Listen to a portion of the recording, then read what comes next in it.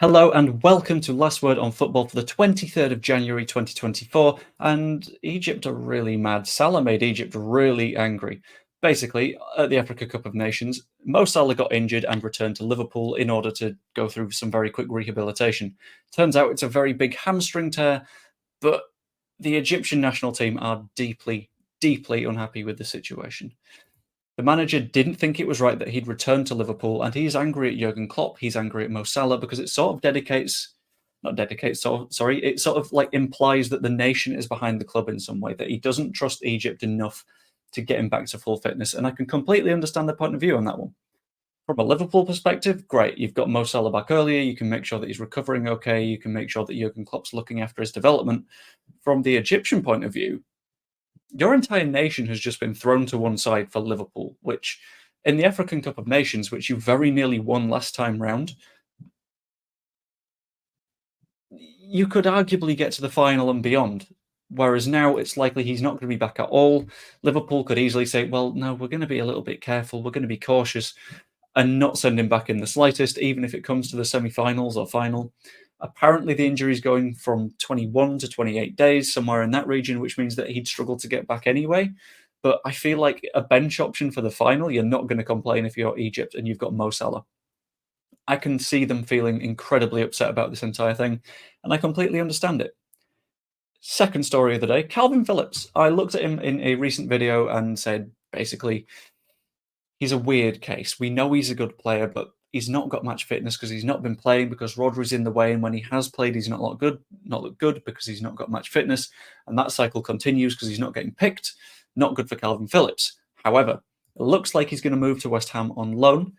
Interestingly, they've beaten Newcastle and Crystal Palace to the move. Newcastle lost out on the move because of their significant financial issues. They're dealing with FFP trouble. They sort of need to claw their way out of that, which means that they wouldn't be able to put together a fee to sign Phillips. Palace, I can see having made a bid, but not working out because I don't see Kalvin Phillips wanting to make that move. Interestingly, there's not a buy option in this, which I found a little bit confusing because Manchester City surely will say, well, he's not going to play here. He might as well go somewhere else. So it says to me that he doesn't necessarily have a future at Manchester City, but if he does well at West Ham, there's definitely an argument that they will try and sell him for a higher price than any buy option would have been. This way, he's going to get the game time he quite badly needs, potentially redevelop as a player. He can potentially come back into the England squad for Euro 2024. People will stop complaining because he will have the minutes that he needs in order to look quite good. Very nice. Next news story, Karim Benzema is looking at a potential return to Europe. Now, a lot of European stars have been having significant issues with their time in Saudi Arabia. This includes Aymeric Laporte saying that players aren't hugely cared for in Saudi Arabia, where in the UK, if you want to go somewhere, you've got a car ready. If you want something, the club will potentially deliver it to you. I remember a story about one of the Torres losing their mind because they didn't get a birthday cake or something like that on their birthday.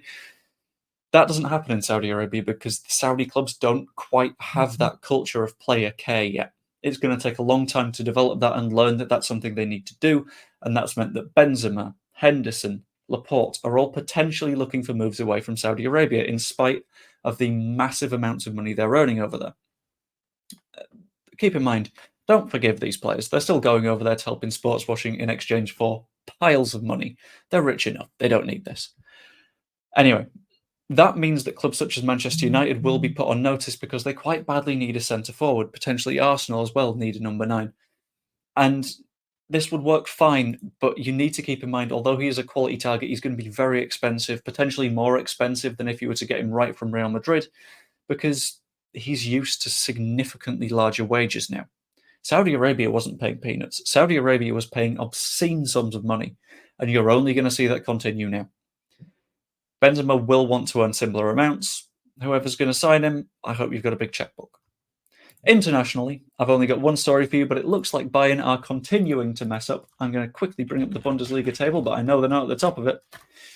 Bayern Munich are currently 7 points off Bayern Leverkusen, who have, admittedly, Bayern have a game in hand, but it doesn't look good for them. It looks like they're not going to win the Bundesliga. And as someone that was working a shift for that match, very funny. Hope it continues. It's incredible. I'm a Leeds fan, don't like Bayern very much. The more this continues, the better. Let me know what you think about all of the stories in the comments down below. Like the video if you enjoyed, and subscribe. I will see you later.